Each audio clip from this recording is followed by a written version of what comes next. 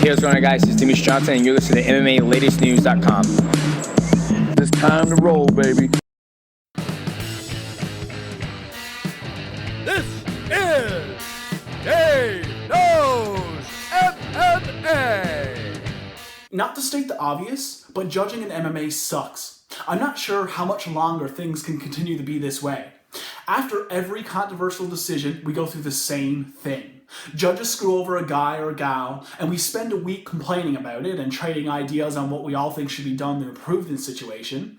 Then a week or so later, we're on to the next event and we forget about it again until another significant judging blunder arises. I don't mean to make it seem like that the uproar isn't justified, it most certainly is. Fighters not only get paid much less, but the fans are robbed of the rightful conclusion to the contest, and it ends up leaving everybody with a bad taste in their mouth.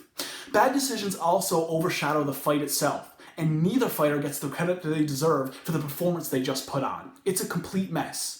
I hear a lot of the solutions fans and media are throwing out there.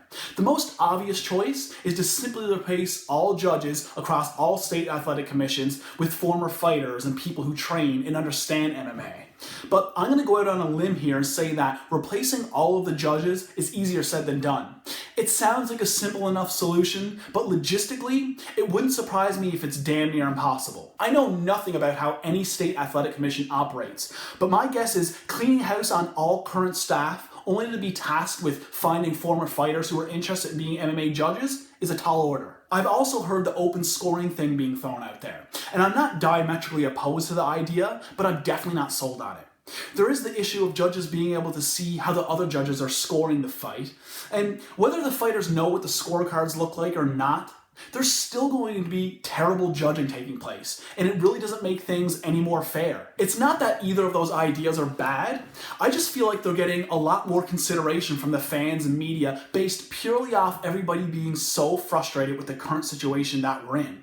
It's so bad that I think everybody's just willing to take anything other than what we're dealing with right now. No idea really stands out to me as the perfect solution for this age-old problem in MMA, and the cycle continues to go on, but I've had my ear to the ground, and I've been paying really close attention to what everybody's been saying out there.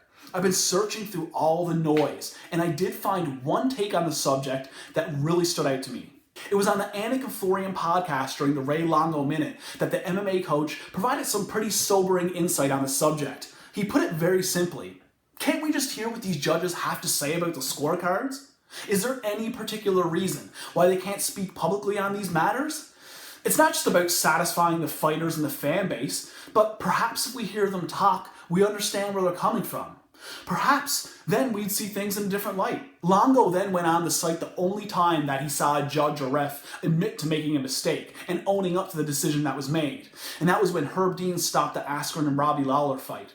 He talked about how we all heard Herb Dean apologize to Lawler and made a great point in saying, that's all we want. Why can't anybody else do that? And I agree with Longo. It all starts with holding these judges accountable. Before we make any scoring system changes or any overhauls to the system, start with some accountability. It's not that I want to come down on any one individual, but I think the prospect of the judges having to answer to these scorecards publicly might put on a little bit of pressure to make sure they're at least doing their job right. Or maybe give us a perspective that we've never considered before. Or perhaps prove their incompetence. Either way, at this stage, given the situation, that's the move to make. Let's learn about who these judges are, their backgrounds, and let's hear them talk.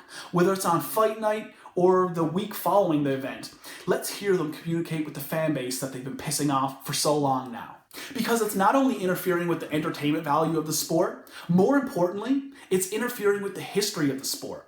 And the history, the lineage of titles, and the record books are aspects of MMA that deserve not to be tampered with.